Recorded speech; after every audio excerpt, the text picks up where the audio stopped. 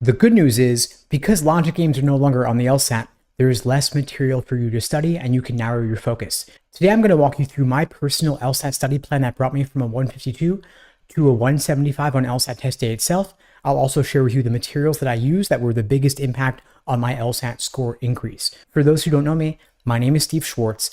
I've been teaching the LSAT since 2005, and I've helped thousands of students improve their LSAT scores by 10, 20, 30 points or more.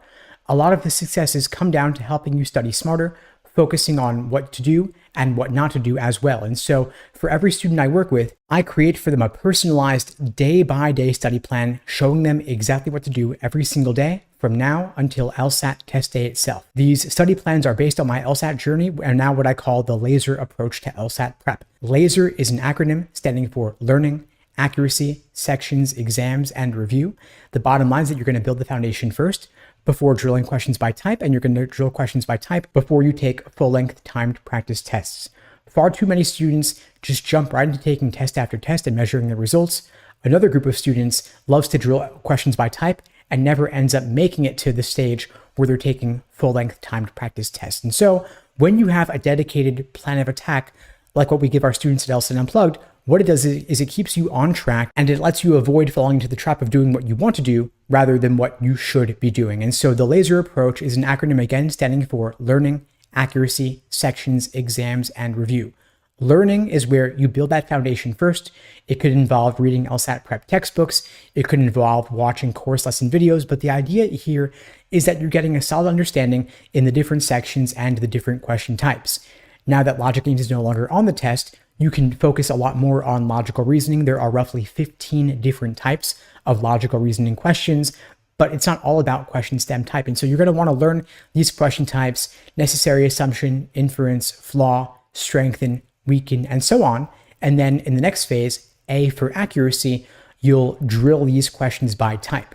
However, you don't want to spend too long drilling LSAT questions by type because you also want to move to the next phase, which is S for sections, doing timed 35-minute sections to work on your pacing.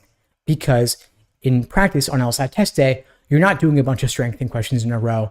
You're not doing a bunch of must be true questions in a row. You are doing all the questions mixed up together in the context of a timed 35-minute section, roughly 25 logical reasoning questions, one after another. It's a whole grab bag, a whole mix. And so you want to get used to question stem recognition when you're doing these questions out of context. After the third phase, S for sections, you're moving on to E for exams and endurance. This is where you're doing full-length timed practice tests, ideally at least 10 of them in strict test day simulated conditions, so that test day itself will feel like just another run-through. Now, a lot of prep companies have created their own platforms where you can take the practice tests, but it's much better, in my opinion, to do them in LSAC's Law Hub platform, because that is the only platform that will actually look and feel like what you'll experience on test day. And so, for example, LSAC's Law Hub and Prometric's system both have a glitchy highlighting and underlining tool, which allows students use for reading comp. The private prep company platforms actually often work better for highlighting and underlining. And so you're in for a rude awakening and a pretty negative surprise on test day when you end up seeing that, hey, wait a minute, why isn't the highlighting tool working? Why isn't the underlining tool working? It's much better to discover now that doesn't work well so that you're not going to end up relying on it on test day when it actually counts. You also want to build up your endurance so that your performance on this fourth section isn't dropping just because it's section 4. Now, the final phase of the LASER approach is the R for review. I've created a framework for this called the Socratic review method to help you review better, because the biggest mistake you can make on the LSAT is failing to learn from your mistakes. The LSAT is a test of pattern recognition. The methods of reasoning repeat themselves, the structures repeat themselves. And so if you make a mistake on one practice test, you are likely to make it again on the next practice test until you learn from your mistakes and discover which weak areas you might want to drill on the side. And in my experience helping thousands of students on their LSAT prep journeys, I've discovered that the biggest score increases come from the review process, because they allow you to discover what you should focus on, what you should course correct for your next practice test, and of course before the big day itself. Now, I mentioned earlier there were a lot of different LSAT prep materials that I used back when I was studying for the LSAT. What worked well for me were the actual official LSAT practice tests. You can get them on Amazon in books of 10 for about $20 each. There are nearly 94 of them in the old numbered system with logic games. There are approximately 60 of them in the new numbered system without LSAT logic games adjusted and reorganized for the new LSAT format with 2 logical reasoning sections and 1 reading comprehension section. However, much better now than using old LSAT prep books is using LSAC's Law Hub Advantage platform, where you can get those 60 new exams in the actual official LSAT format.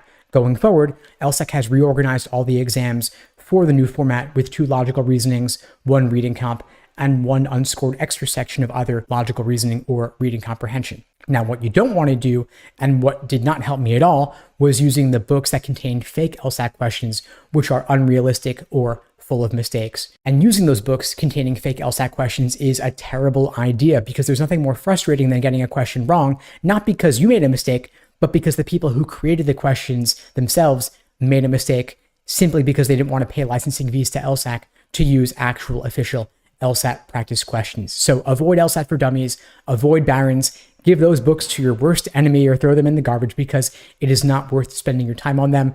LSAC's official prep tests in Law Hub Advantage are definitely worth the money. Highly recommend it. Anyway, folks, that's all for now. In the meantime, I wish you all the best and take care.